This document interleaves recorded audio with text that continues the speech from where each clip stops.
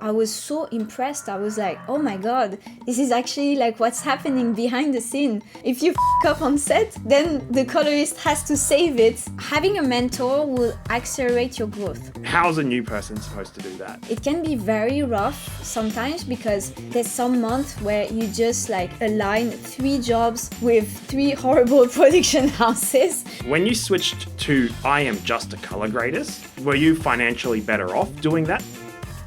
In 3, 2, 1, and welcome back, professionals. Orson here, and I am with the amazing Frenchie Color Grading because I wanted to dive deeper into the idea of how we can up-level ourselves to be able to charge more money. So thanks for having me here. Thank you for having me in this interview. That's really cool.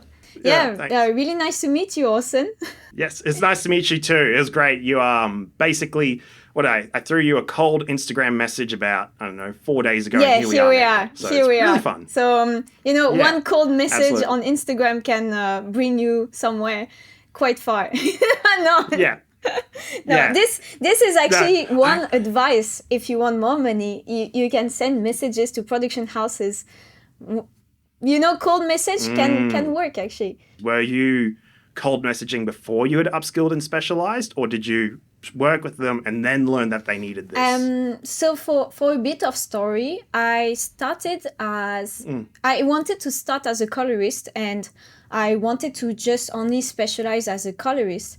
But because I was a beginner and you just start your career as a freelancer, then I had to find a way to make production houses believe in my craft and trust me with their projects. So of course, yes, I send cold messages where I was saying like, I'm a colorist, this is my reel, and I would love to work with you in the future. And so I noticed that as a beginner, I didn't have that much answers because I couldn't show that much work that I've done as a colorist. So to have a bit more weight, in the balance, weight in the scale to, to make them feel I could handle a project, instead of presenting myself as a colorist, I was presenting myself as, for example, like I can edit and grade for you, or I can grade and do some VFX, or I can do edit, grade, and VFX. So I could package all these, and of course, like they win in it because it's a bit less expensive than if you outsource all the post-production pipeline. And for me, it was, of course, like more expensive than what I would earn with just color grading at that time because I was a beginner. So I was just entering the market. So I couldn't charge that much, right? So this is how it went. So my first jobs as actually a freelancer were editing, grading, or grading and VFX, or doing the whole post-production by myself. So like to get started, that's interesting. So you wanted to go into a hyper-specific niche, but you first broadened your skill set to make yourself more convenient to hire was the big one. So it's like, oh, great. You can do some compositing and some color grading. Great. Because I can totally understand that because I'm in the middle of getting some app development sorted, and I'm trying to find one person, but it could take up to 3 different app developers with different skill sets to achieve it.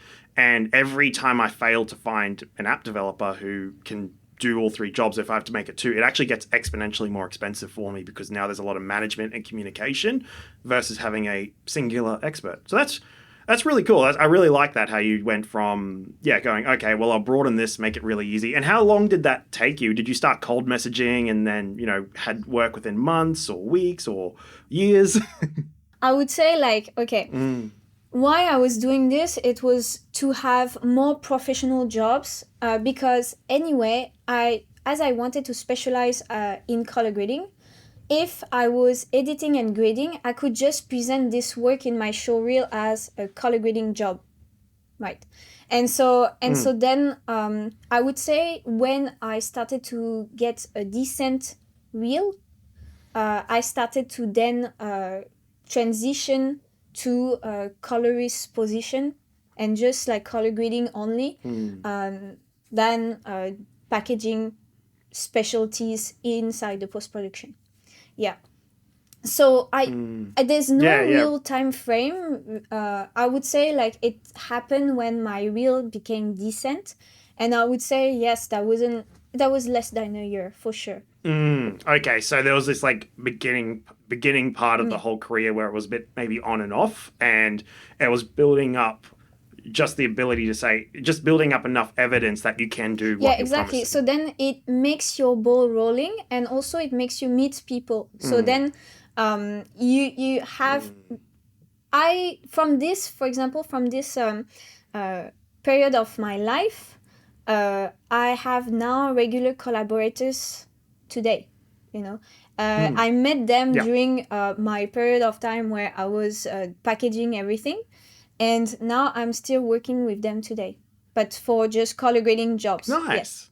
Yeah, awesome. Okay, that's great. So, building up enough evidence, then you actually got a job, and then that job leads to Yeah. more jobs. So, yeah, yeah. Okay, I totally get that. I've done even something similar. Like, even though I run a business, I've started freelancing for some production companies who are much higher level than me, just because it's one, it's upskilling myself, but two, it's a lot of strong connections. So I love that. I think that's really important to recognize that. Um, that's interesting. So you decided to start as a color gradist as well. Most people I talk to start as an editor. Why did you decide to start as a color gradist? So actually, like, if you want the whole story, I don't come from any film background or any film school. Mm, I decided by myself that I wanted to work in the film industry, and so to start working in the film industry, I had no clue of which category I wanted to go. Like, do I want to be in production? Do I want to be a DP? Do I want to be I don't know, in post production? And so what happened mm, is, it during this quest of trying to find what I wanted to do in the film industry, I went to a production house that gave me a full time as a post production assistant. And so from there, I discovered color grading and I fell in love with color grading. And so, if you want, then I mm, started my career as a post production assistant. So then I had when I went to freelance, I had these skill sets that I acquired during this full time. So that means that I could mm. handle projects in VFX, and I could handle projects in editing. And so then I used it to my advantage to get more jobs when I started. Awesome. Okay, Yeah. that's really cool. That's really cool.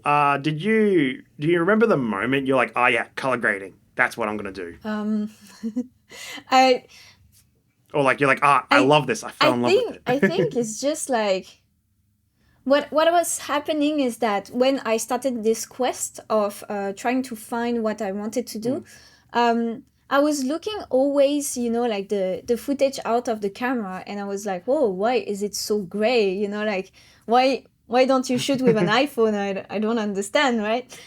And so mm, by seeing how a colorist like could take the image and just like um, put the colors and put the vibe like during the whole video, I was so impressed. I was like, oh my god, this is actually like what's happening behind the scene, and I was mm. mesmerized. At each node he was creating, I was like, whoa. Every changes, I was like, wow, oh my god, I want to do this. Yeah, I yeah. love that. Like I can kind of see that, like, young, like unaware Frenchie, the not yet color graders, just being mesmerized by them and just going, whoa, well, look at this transformation. I love that. That's really cool. Is the And so I can hear there was this immediate love and passion for the niche you picked.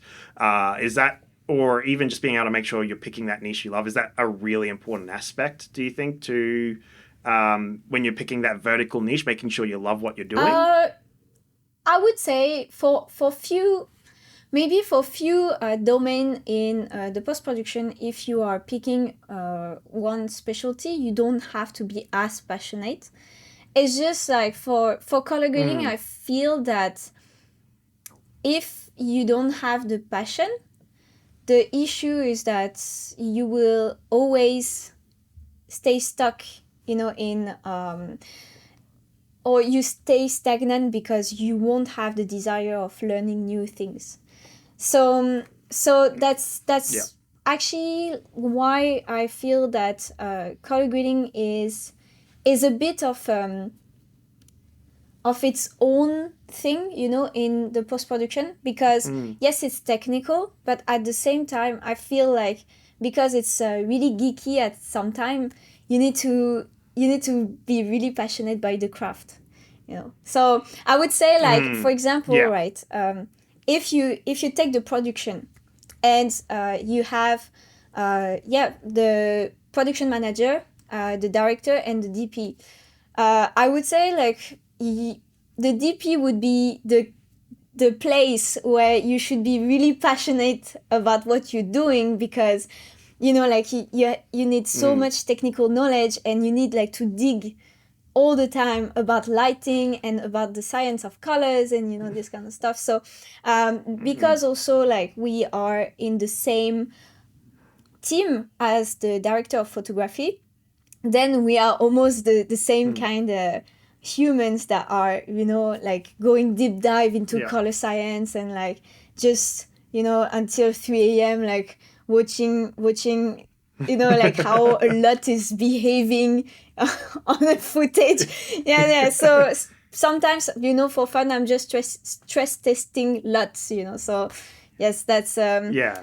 a hobby. Yeah. Look, I totally get that because, like, I guess to a DP's perspective, you're holding a rope and they're on the edge of the cliff, and you can save them or absolutely ruin everything they do in that shoot. Exactly. Yeah. I would say, like, I mean, as for DP, you have so much stakes because you are the master of the image, right? And so then, like, if Yeah. if you fuck up on set, then the colorist has to save it.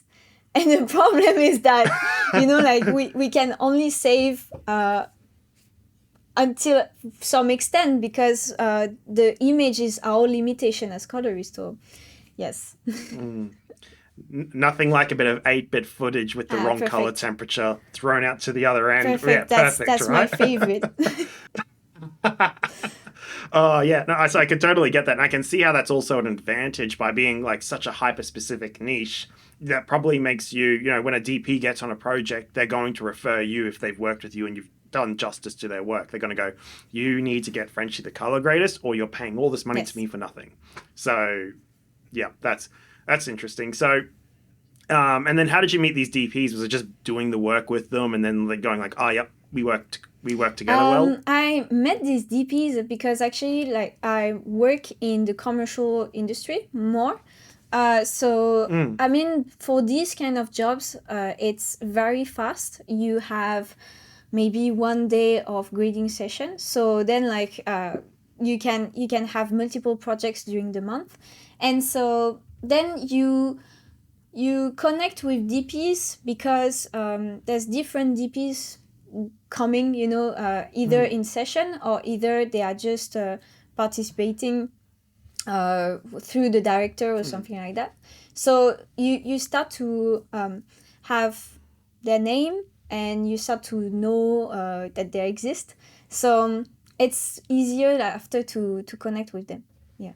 So I would say, like, there is no real in the commercial industry. I don't say for the film industry, but in the commercial industry, you rarely see the DP in the grading session.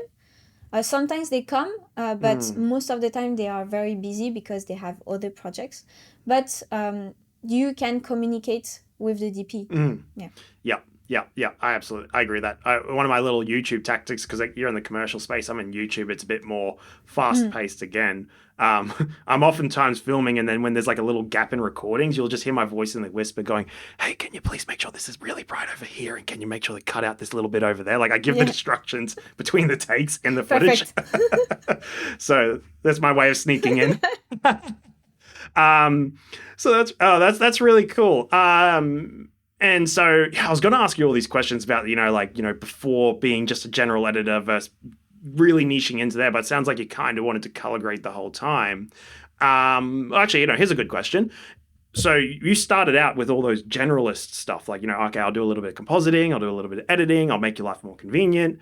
When you switched to I am just a color gradist, if you don't mind sharing, you're like, I don't want to share this, but were you financially better off doing that? Did people start respecting you as just that the colorist and paying more when that happened? Technically, yes, because then, if you want, when I was packaging anyway, I would have my fees cut from each skills that I was doing, right?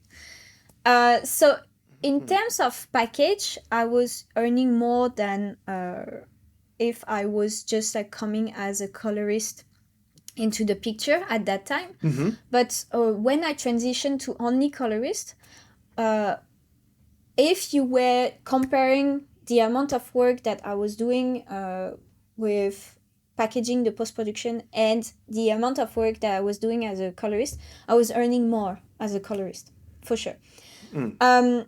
After when I started this transition and I moved to a colorist, at the beginning I wasn't earning that much money. It just like grew more and more with the caliber of jobs and also the opportunities. Yeah, okay, I totally get that. That's really cool.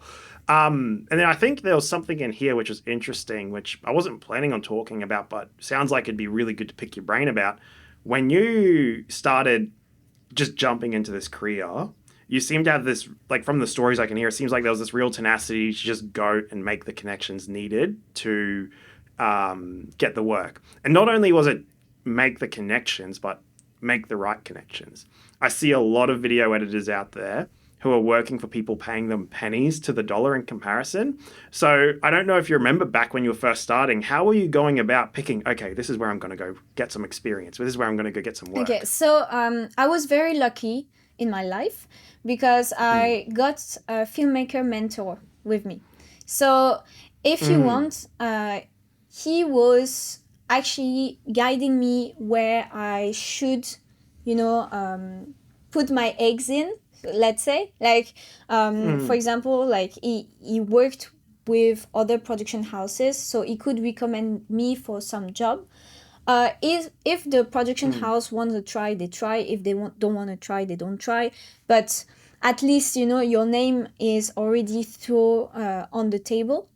And so there was this, and also it comes with trial trial and error, I would say. Of course, like Yeah. there's some production houses that I worked with and that I would never worked with, because the experience was not that great. But you can only know if you try, right? So of Mm. course, like it can be very rough sometimes because there's some month where you just like align 3 jobs with 3 horrible production houses. But but also I'm trying to understand them because they get a lot of stress from client. So as they are the Mm. middleman, I can understand why it's not going well, and like people are frustrated and all that. Mm. So my recommendation for everybody, if you are an editor, a colorist, or a VFX artist, you just need to chill out and let everything pass you in front of your head, because Mhm.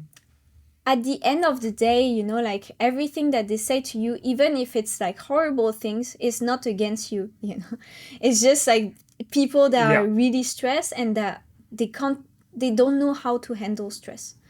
So of course, Mm. like there's also some people that don't have any good workflow. So if, for example, you have an experience with a production house that don't have a good workflow, and when you advise them they don't want to listen, that's fine. Like, you are not here to change their way of working. The only time, Yeah. for example, they're gonna ask you for another job, you just maybe would take more time to consider. That's all. Yeah. Mm, I absolutely get that. I have a little thing I did in one of my previous videos. I call it, when I'm pricing a project, if someone's really tough to work with, I call it the arsehole tax, and I tack on enough money that it's worthless dealing with it. So, Perfect. Yeah, so then I can wipe my yeah, tears with exactly. money. Right? Yes, exactly. Like, you're so mean to me. Or they say no. Either way, I'm happy. Perfect. Oh god, yeah, yeah, perfect. So that's been my solution. Is like, so I've got a little thing down the bottom. I check it, and the number just like doubles in a half. So, that's too funny. Yeah, and like I can also relate to that a bit as well, because the first client I worked with, and I didn't go down the studio route. I just went down the I'm going to work direct with clients route. The first person I worked with was a narcissist. Ouch. And like, it was hard, yeah. But it was interesting too, because he didn't. It's not like he would like say, "You're so horrible, I'm so great, make this work." No, that's an asshole, and you f off, and you just don't deal with them. What he would do is he goes, "You're so creative. I'm sure you can figure this out." And all my gut was telling me like, this is way out of scope of what we were planning to do in the beginning. And I'd just go, oh, "I guess you're right. Okay, I'll give it a try." And then yeah, next thing you know, I'd burnt out, and 2 months later, I was like losing all my money, Mm, overwork, stress, mm, relationships under mm. pain. So yeah. So the only reason I mention that is, it's really good to just go like, make sure that if this person's like stressing you out, do let it go over your head, but at the same time, make sure you're Oh, protecting yeah. yourself. So, yeah, and I think the studios are a bit different. Like, they can be mean, but they still pay you for Yeah. the right amount of work. When you're not working in a studio and you're working direct with clients, they have no idea what a video costs, and they will undercharge you without realizing if you don't Yeah. take care of So yourself. So, make a contract. yeah, Make a contract agreement. Yes. yeah, That's what I learned also. yes. Yeah, nothing like a high Yeah, five no, to get started, no, right? don't do that. Please don't do that. Oh god, yeah. Oh, that's too funny. So you identified the niche, and it sounds like you had a mentor to help you go, okay, these are really good places to place your Yeah. bets. This is where there's going to be a good future. How's a new person supposed to do that? So, like, if someone's 6 to 12 months in, is the only real good solution to find a mentor, or is there any way of applying critical thinking to do it? So for me, right, having a mentor will accelerate your growth. So if, for example, you want to grow without a mentor, you can do it. It's gonna be slower. That's all. So you can choose. You can choose what you prefer and what you'd like, because everyone has different needs. Having Yeah. having a mentor is very good, and to find a mentor, for me, you need to see people that actually you admire. You admire for their work, because if, for example, right, you just started like filmmaking, and you started in post-production, and your friend is an editor, but he started like 1 year ago and not doing that well, and you take him as a mentor, maybe you're gonna follow the same path. So Yeah. I think what is very important for you is to find someone that actually you would believe that, Want to be. exactly, what someone you want to be. And so Yeah. then look for it, go to conferences, go to networking events, go everywhere you can meet people, actually, and meet these kind of people. And so maybe you're gonna bond with them, maybe not. It really depends. So there is the natural mentoring like that, or you can buy some classes online. So you can have some coaching sessions with particular artists in Mm. post-production that can coach you and that can mentor you. So for example, there's multiple creators on YouTube in the color grading sphere that does that, and I also do it. So I take with me Yeah. during one-on-one session some mentees for them like to have more clues about their color grading craft, but also about their business and where to find businesses and production houses, how to deal with production houses or post-production houses. So yes, so I think it's very good to have a mentor. After it's not impossible to grow without a mentor. So yeah, I think that what you said is really powerful too, because I went down the route of no mentor. I actually did go through a Mm-hmm. uni degree. So I did have skill sets leaving Yeah. the uni. But I left uni with the mindset I'm going to go to Hollywood. And then for people that know me, I ended up choosing not to go to Hollywood because I was like, I would rather make more money than have my name at the end of credits. And the work lifestyle wasn't really what I wanted. But then when I saw people in design agencies, I was like, oh, wow, they're really thinking and creating these cool things and getting paid well for it. I'll take that. But the reason why I bring that up is I didn't take a mentor down the design route. I went purely by myself. It was extremely expensive. You can definitely do it, but it's really expensive and you don't get a lot of nuances. When you got a mentor, there's a lot of one-to-one stuff. And that's what I'm discovering 4 years into my business. I've just now got a freelance position for another YouTuber for a really cool gig. And like in 2 weeks I learned so much. Actually, it's a funny story. I won't mention who it is, but what happened is like I had a bottleneck in my company. Yeah. It was script writing, and I was like, okay, I'm gonna hire the best script writer, and I'm gonna be over their shoulder and see how they do it, and I'm gonna tell them like, hey, I'm gonna learn how you do it so I can do it. So I went to them and I did that, and I proposed them X amount of dollars, and it was in like per month for several months, and it was about half the amount of money I needed to have their minimum Yeah. engagement rate. And I was like, okay, can't afford that. See what else I can do. 2 weeks later, announcement comes out on Twitter. I'm starting an agency. I need freelancers. And I'm like, great, I'll get paid to learn what I was originally going to pay to learn. And it legitimately like has actually been an absolute acceleration and game changer versus if I just paid for the mentorship.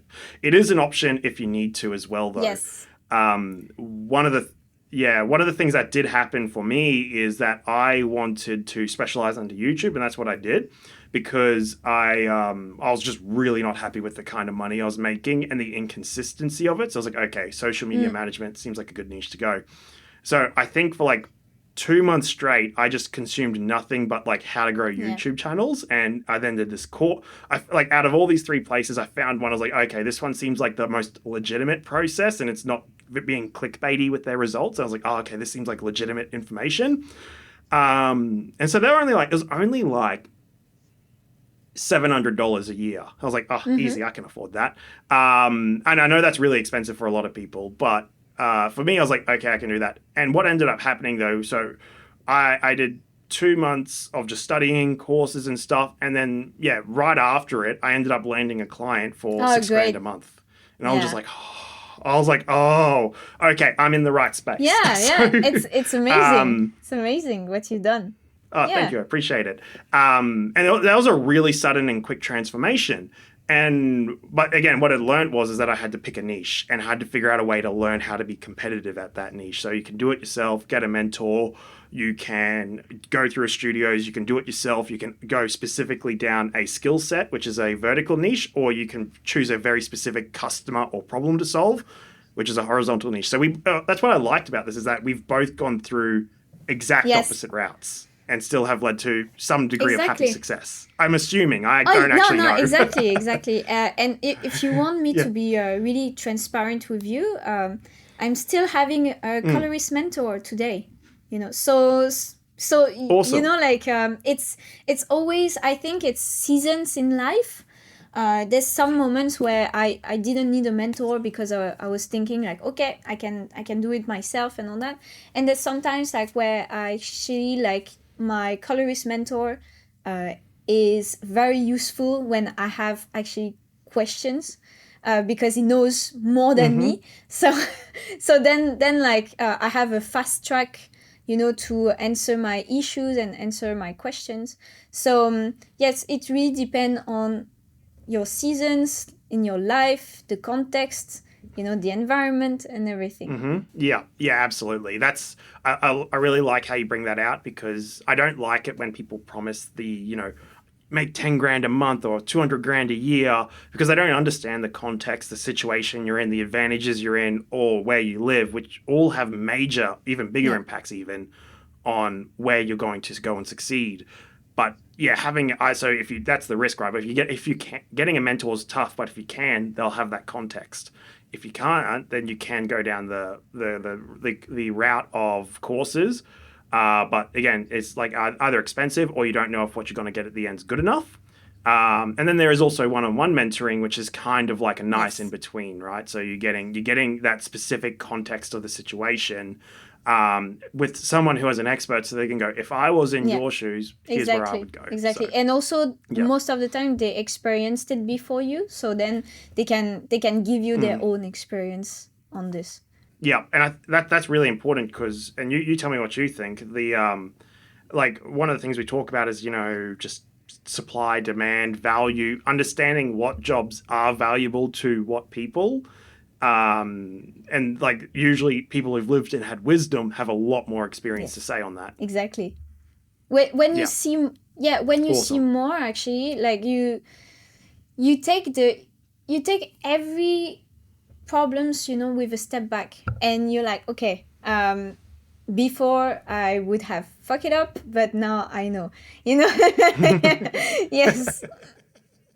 Yeah, no, I get that. I just one of my videos recently, I had to pull out a little document where I was going to show people what I was planning on doing to improve my business. It was like a year and a half ago. I read through it. I'm like, I am so dumb. Don't do this. I was like, this isn't going to work. This isn't going to work. This isn't going. I was like, all right, throw that out the window. So yeah, yeah, we go through seasons and we go Exactly. through developments and we're always Exactly. learning. Exactly. Yeah, it's a Yeah. yeah, it's crazy how many doors.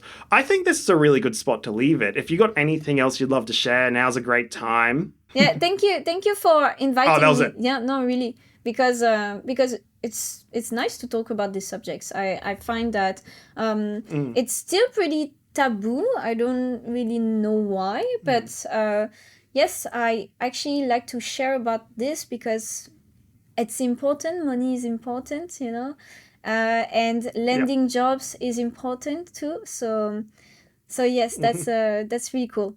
Thank you for that. Awesome. No, well, thank you for coming on board and being so open to this. I really appreciate it. I'm sure it's going to make a big difference for a lot of people. And yeah, I do. It's a massive taboo subject talking about money. Like, I'll be honest, like, I made a video about money recently and I had some people get really angry at me. And I was like, okay. But it's important because at the same time, more people came out and told me how it helped them. So I really appreciate how this will definitely help the right people who are ready to go for it. So thank you so much again, Frenchie. And for anyone who's interested, you should definitely check out Frenchie's color grading channel over here if you really want to go down and explore if this is the niche for you. Thanks again so much, everyone. And thank you, Frenchie. And I'll Thank catch you, you all Austin. around. See you.